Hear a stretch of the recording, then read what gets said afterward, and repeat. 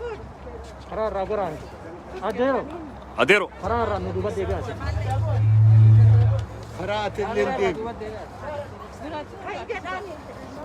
Gamana kootta atillee adeero. Adeero duuba deebi'a kaameraa. Isa kana isa ta'u kana Kaameraan duuba deebi'aati. gamana bayyaa. Gamana kaa.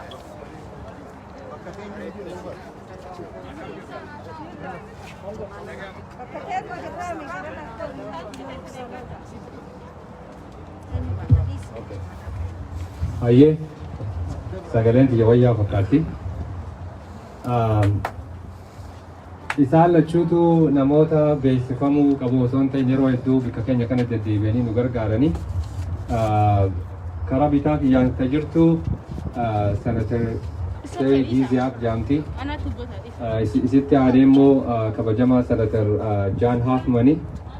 Isaan kun waayilan keenya bara 2014 2014 Senate resolution akka bahu irratti warra rakkoo dhiitama mirga namaa biyya keessaa waan hubataniif jecha ammaas irra deebinee waan sadarkaa haaromsinuu irratti hojjechaa jiranii isaanittiin dabarsaa akka gaariitti harka dhootanii naabantanii xiqqisha wanniin isaaniif ibsu immoo kaleessa nama meeqaatu as turee fi har'allee galgala kana namni akka heddummachuuf taa'u itti himee isaan immoo jarjara waan qabaniif malee silaa boodallee deeganii hawaasa keenya arguuf fedhii ni qabanii isaanii xiqqoo afaan Ingiliffaatiin ibseetiin karaa keenya deebi'a, okay? So I'm sure you understood all of that. Yes. So today is Friday. Friday there is a prayer. People are at different mosques, and the ones that stayed overnight, you can see the mats. You can see a tent. Since yesterday, they've been here all night. They've been here, and the rally is for 48 hours, so it will end tomorrow. So more people will come, but because they're already familiar with you, I kind of told them that the background history of the Senate resolution from 2014 and our current effort, which includes revamping that, because the same issue that we're dealing with, even though the actors have changed, the same human rights violation that is happening in Ethiopia, and we need to condemn that in the loudest terms, in the strongest terms, and hope for a better future for the Ethiopians. The democratic movement led by the widespread youth, the Cairo youth in Oromia and elsewhere in Ethiopia, is something that we need to amplify. They have a voice, we need to amplify that voice. And I'll give it to Senator Giziak, and she will tell us a little bit about herself and her role a little bit.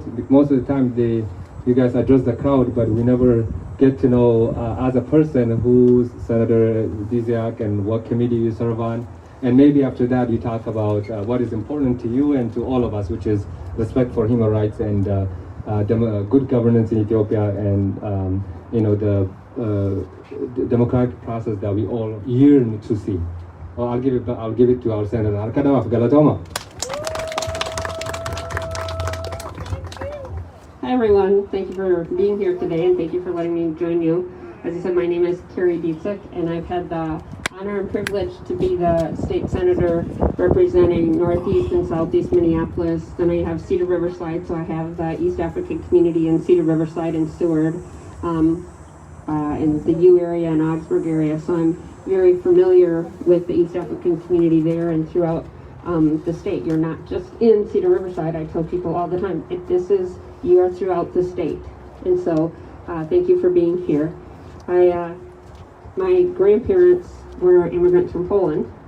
So I wasn't an immigrant, but I grew up where they spoke Polish in the house. And so, my dad spoke Polish, and so English was his second language. And so, probably until about 5th grade, I always understood Polish because I do understand some of the cultural issues where there is different, and just wanting to keep the cultures and your culture alive. And so I appreciate, again, you being here and supporting what is going on back home. And it is a civil rights issue.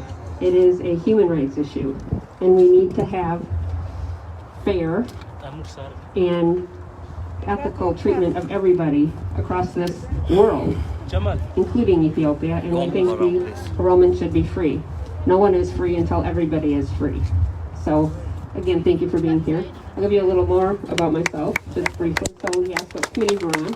I'm on the tax committee, I'm on the judiciary committee, so we do deal with a lot of criminal justice reform that we've been doing the last few months, and then I'm on the housing and agriculture committee, and so a lot of housing issues, and we know that there are some housing issues, and we're at a crisis across the state, and a lot of that is, again, human rights issue, and we want people to be able to live in dignity and with dignity, and not just here, but again, across the world. So thank you, and again, I'll just say no one is free until everybody is free. Thank you.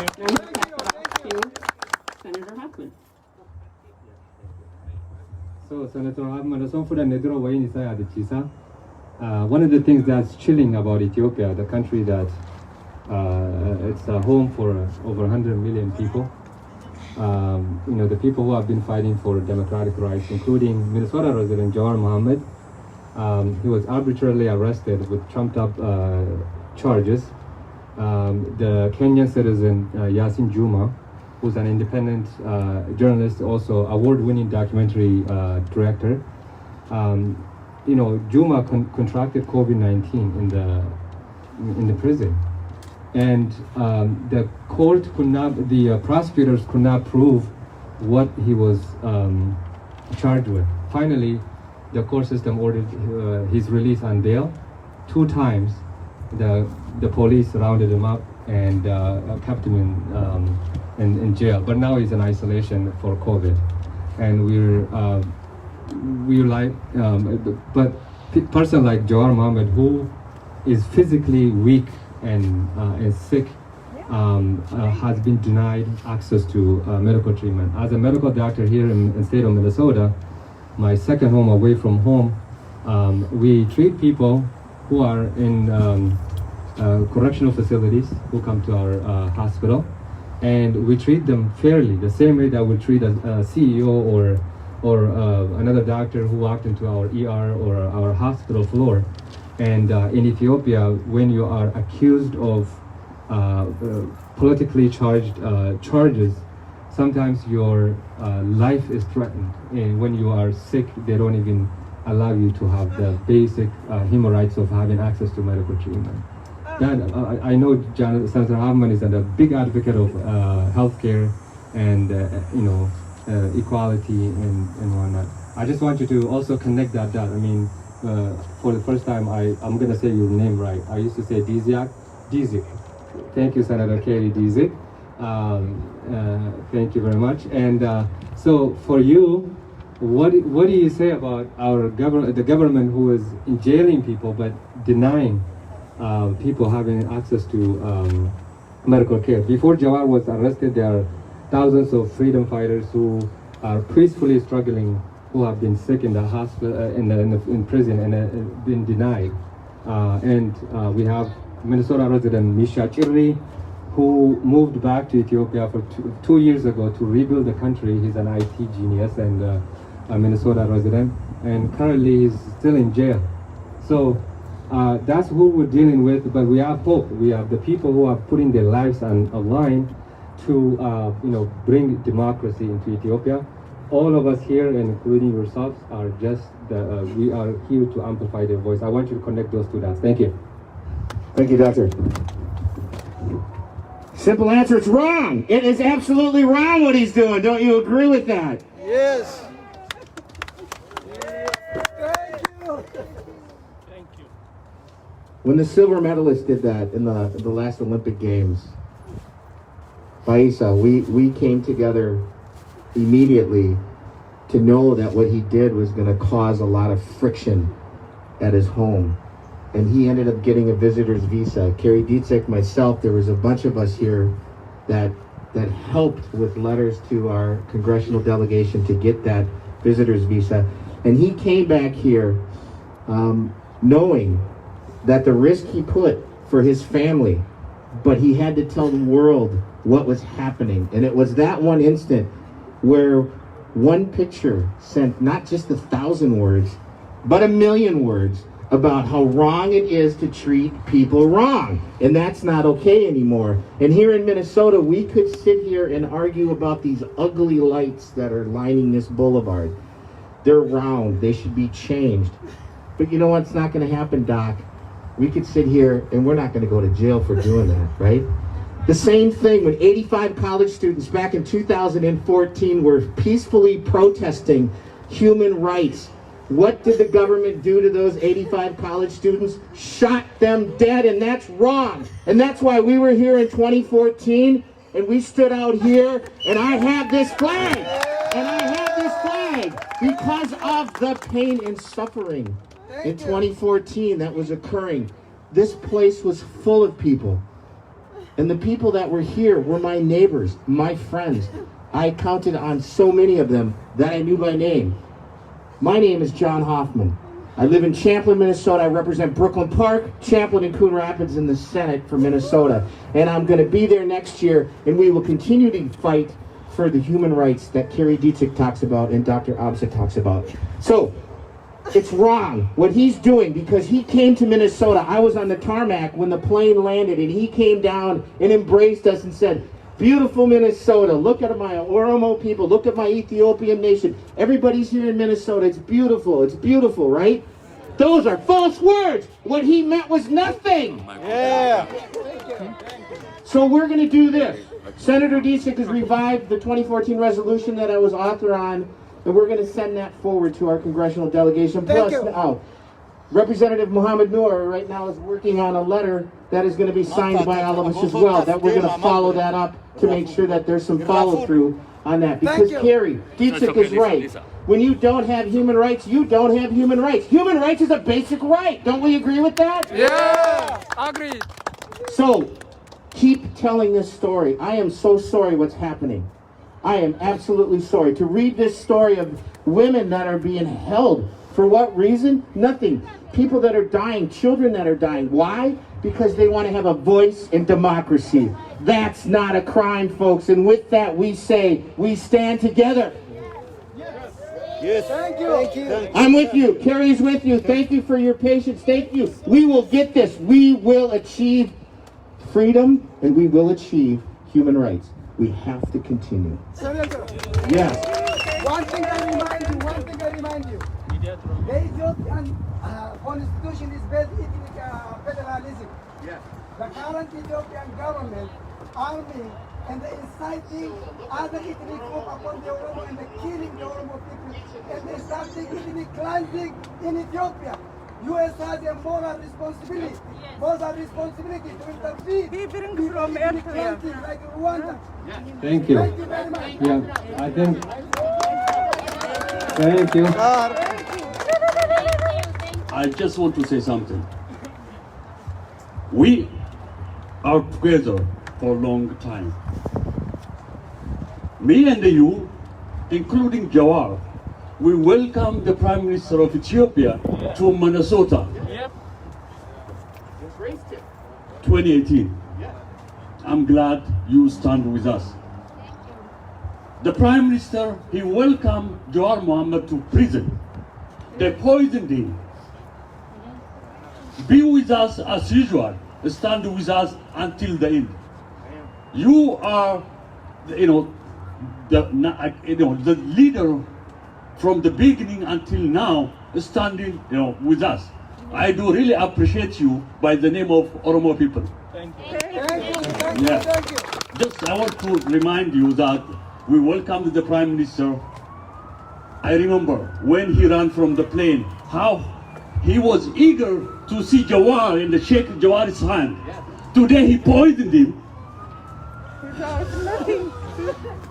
He put him in prison. I'm telling you, my people, they will not stop the struggle until the end. Until the end. They rape the children. They are killing children. They rape mother and daughter. They kill husband and wife. We try our best. We are, peaceful people. We don't ask to, somebody's property or, to attack others. We just need the freedom. We struggled for many years. now the world is understanding us. I just want to say thank you again and again. I appreciate you. Thank you. Waliin bikinda hin jirtu warroota akka isaanii kana qabaachuun warra haqaaf dhaabbatu qabaachuun haalaan barbaachiftuudha. Warroota akka isaanii kana heddumeeffachuu qabna. I want to thank both Senator Disick and Senator John Hoffman, and the fight will continue because if no justice, no peace. No justice, no peace. And as Ethiopia is an important ally of the United States, a country of over 100 million people and a strategic country in East Africa, we want our democracy, our relationship to be based on value, not interest. This is the time that we ask our good senators to press the Minnesota delegation to the Congress, including our two senators, Senator Amy Klobuchar, Senator Tina Smith, and the 8 House representatives to speak on behalf of our mother who is crying because of the pain that our people are suffering. And the suffering will not be in vain. We'll reach the mountaintop because people are not going to back down because they fought for it. They're fighting for their own rights, not to suppress others. And that's what we want to do.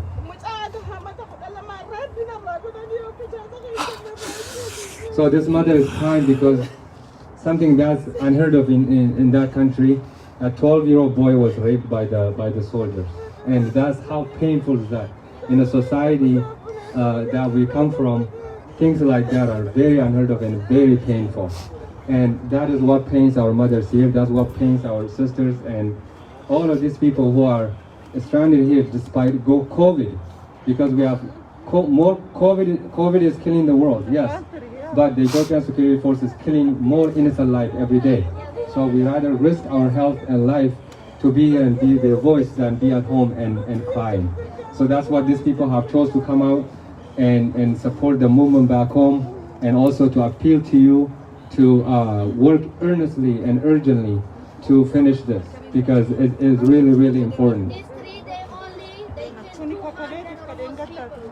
3 days only. Yeah. In 3 days. So that's more than the COVID had killed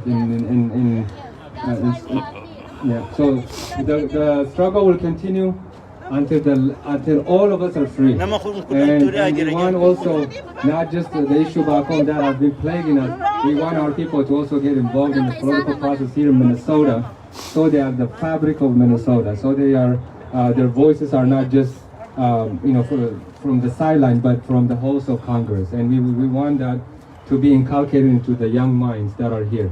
So once again, thank you very much. Yeah.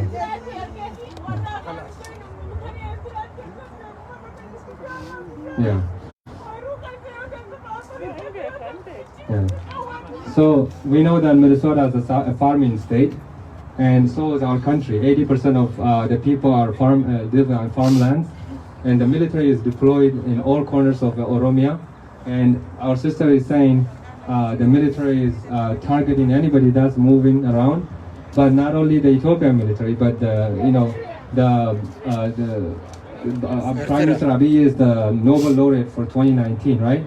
Why did he get that? It's because of the initiative that he embarked on, and also normalize the relations with Eritrea. But now he's using the Eritrean troops, according to her words, to assassinate our people. Those people don't speak the language of the people, the locals, and they just rampantly shooting our people. So, and this is what that highlights is that this is not just an internal Ethiopian issue. It's going to become a wider regional and maybe international issue.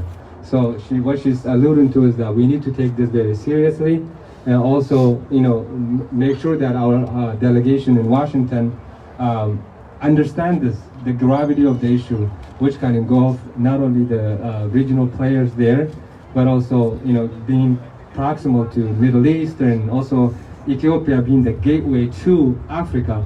We want stable Ethiopia. We want the killing to stop. We want our political prisoners to be released. We want OMN that was shut down, and independent media, the voice for the voiceless, to be restored, all of their equipment to be returned. We want Yasin Juma from Kenya to return to his family in Kenya, or to continue his work in Ethiopia. So I'm sure you guys would. We're here. We are going to be here. We are going to go work on our resolution. dhaggeeffadhu. Yes.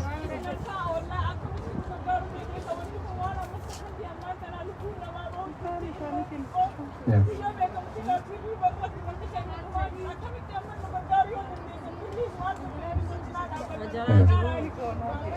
Thank you. She put it in a more beautiful word than I can. What she's saying is that we've seen you, we know your face, Senator Kerry Giesecke and Senator Hoffman, but we want action right now because people are dying in Oromia, and even next door, Walaita, which is the southern part of Ethiopia, people rose up and they wanted freedom, just like the Oromos wanted, and a lot of them died. The Walaitas here that are also in solid